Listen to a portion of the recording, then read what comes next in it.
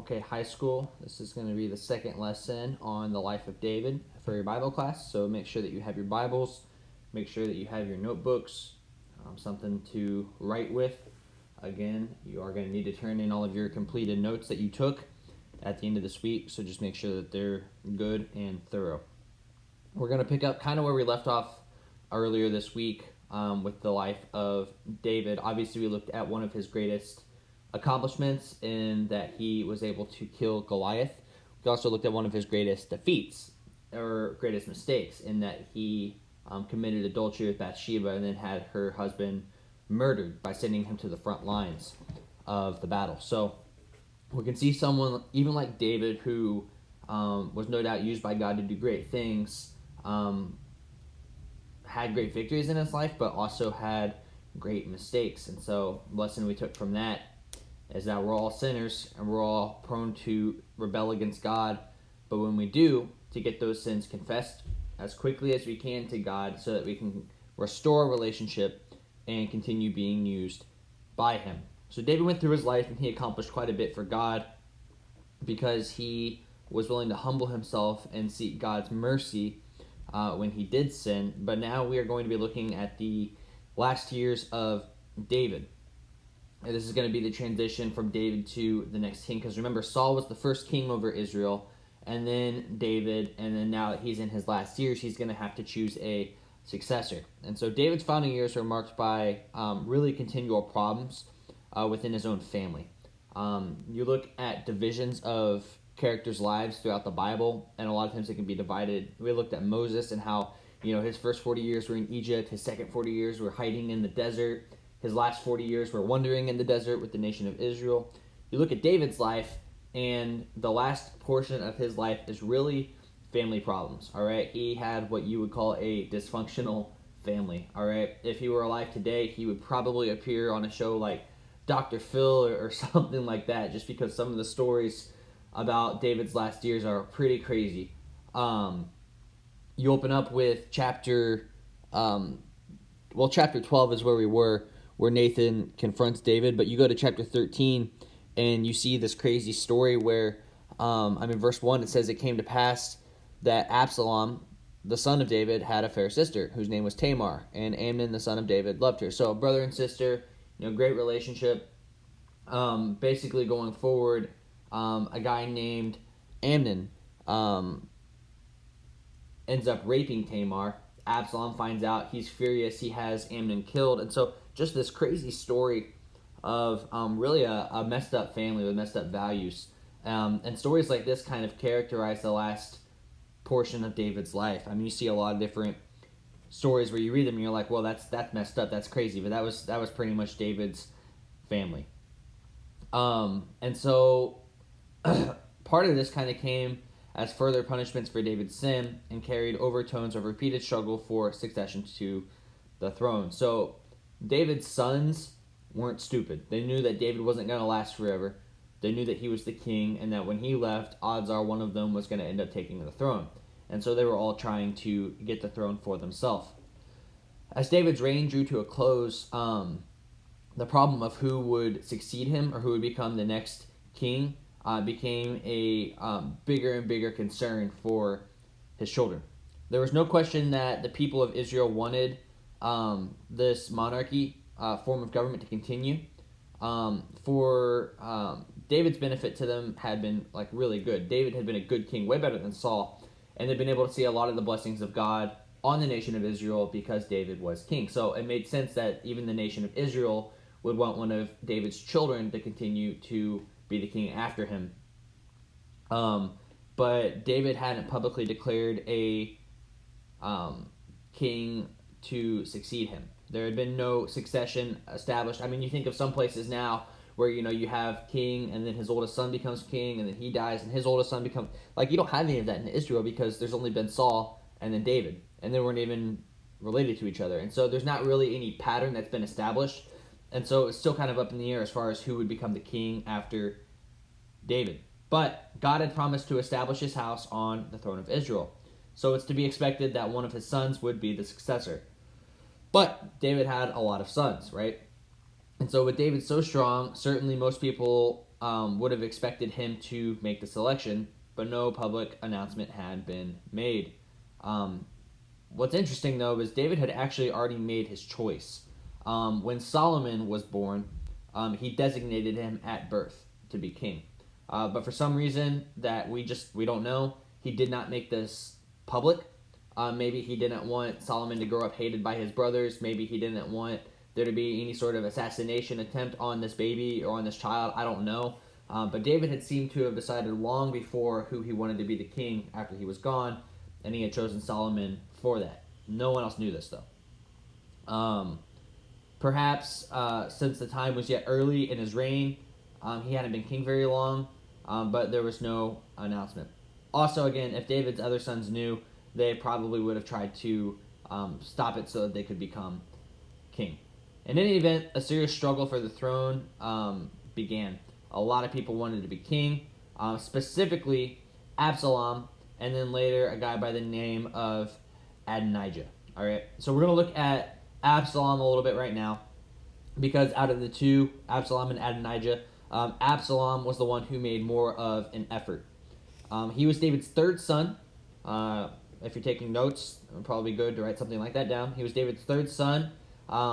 He was born of an Aramean princess of a place called Geshur, named Maacah. That would be his mother's name, Maacah. And you see that in 2 Samuel 3:3. But Amnon, the eldest, had been killed because Absalom again had sought revenge for the humiliation of his sister Tamar. So now that this was done, the second son, Chileab, son of Abigail, who, remember, Abigail was the former wife of Nabal the Carmelite, they had a kid named Chileab. He's not mentioned again after the notice of his birth, which suggests that he likely died while he was still young. We have record of him being born, but we don't really have record of him later on. So he probably died young, which left Absalom as the logical heir to the throne. Because again, if the firstborn and the secondborn are both dead, then the right to be king would probably go to the thirdborn. And so Absalom starts to plot, okay? It's difficult to tell at what point Absalom decided to plot for the throne. The idea probably arose gradually and likely was present at least by the time he killed Amnon. Absalom wasn't stupid, and so he knew if he killed Amnon, then more than likely he would be chosen to be king. Which just further cements the fact that he didn't realize that Solomon had already been chosen.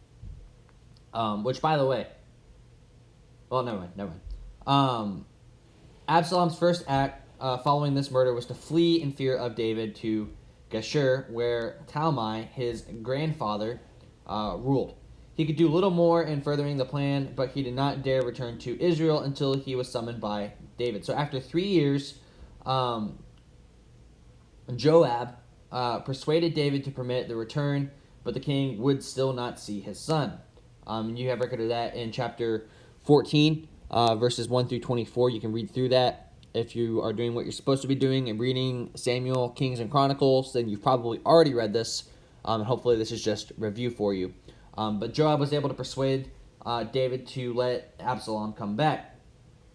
But David wanted nothing to do with him. And so another 2 years passed, and then David agreed to see him and then forgave him. So now that this relationship has been somewhat restored, Absalom was in a position to execute his plan. First, he gained favor with the people. He was a handsome person, and Joab advocated for him. He basically exhibited real potential for leadership. He assembled a lot of stuff together to kind of show that he could be a military leader like his father. He played on the still present tribal jealousies by intercepting those with problems before they would get to the king's appointed officers. So he was like among the people trying to solve problems before they even got to the king, to show that he was responsible and that he could solve problems.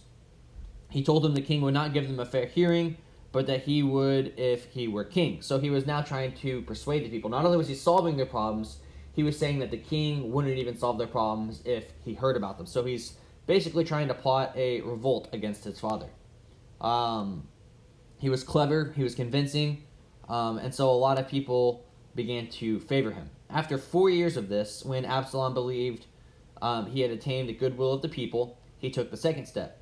He went to Hebron with the king's unsuspecting permission, assembled his followers, and had himself anointed king. With a considerable force of men, he then marched north against his father in Jerusalem, and David, completely caught off guard, found his only course of action was to flee. So you see that in 2 Samuel chapter 15. So this plan has literally been years in the making, but Absalom assembles troops, he crowns himself king, and then he marches in battle against his father. David, completely unprepared for this, just decides to run. And so chapter 15 through 17, you can see David's flight. He runs away. He told his remaining official counselor, a guy named Hushai, to return and seek to counteract whatever advice had been given to Absalom about pursuing David. So basically trying to call this off so that he would be able to return. David, regarding Absalom's plans, so that the king was able to group his forces at a place called Mahanaim. So really, David is just kind of in a scramble here. His son is marching against him, and David is just trying to survive, really. On arrival at Mahanaim, David received a gratifying reaction. An Ammonite named Shobi and a Gileadite named Barzillai brought furniture, dishes, and food in large quantity for his weary followers. So he found a little bit of rest. The people accepted David and his people, and they were willing to give them food and nourishment so that they were able to rest. Later on, though, contrary to David's explicit order, Joab killed Absalom, who, because of his long hair, had become ensnared in a tree. That is somewhat of a crazy story, but essentially, Joab was chasing Absalom. Absalom had long, luscious locks, and he rode underneath a tree, and his hair basically got stuck in the branches, and he's just hanging there. You see that in chapter 18. Let me see here.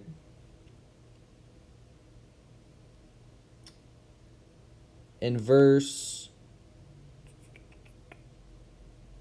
12. And the man said unto Joab, Though I should receive 1,000 shekels of silver in mine hand, yet would I not put forth mine hand against the king's son.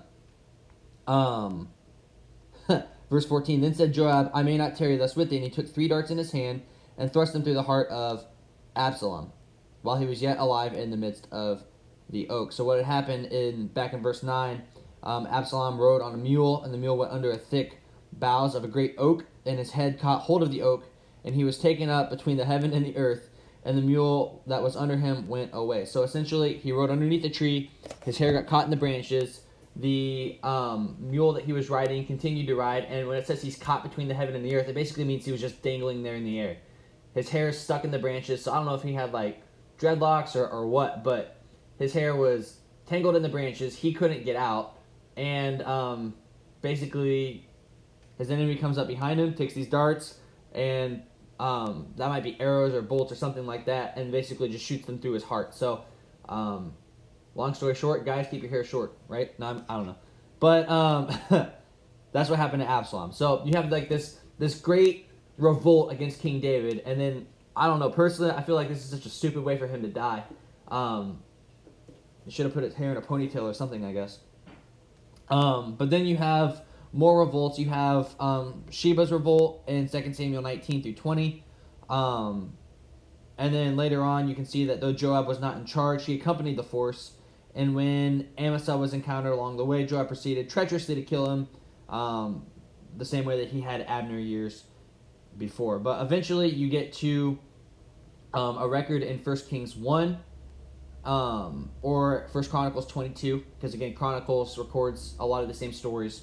But you can see that Solomon is crowned king while David still lived, meaning that a brief co-regency existed. So, although David was alive, Solomon was the king.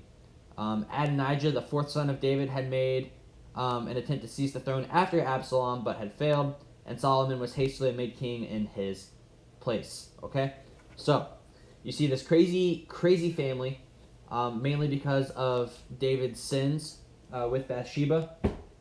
You see his rebellion against God. Though God forgave him, there were still major consequences for his sin. But eventually he crowns Solomon. Solomon becomes the king. Solomon is the king that we will be looking at next week. There's a lot of information about Solomon, a lot of things that we can learn. He wrote multiple books in the Bible, and is considered the wisest man who ever lived. So it'll be clear that there's a lot that we can learn from someone like Solomon. So if you have any questions about the material, I know this is just kind of a brief summary. Honestly, we could spend months, if not years, just going through the life of David. Because it's school, we don't have that kind of time. But if you have any questions about David, absolutely let me know. Again, make sure that you're sending your work to me. You could either type up a report, share it through Google Docs. You could take a picture and email it to me, text it to me. I don't really care. You just need to get it to me in some way that I can see that you did your work. So if you have any questions, let me know.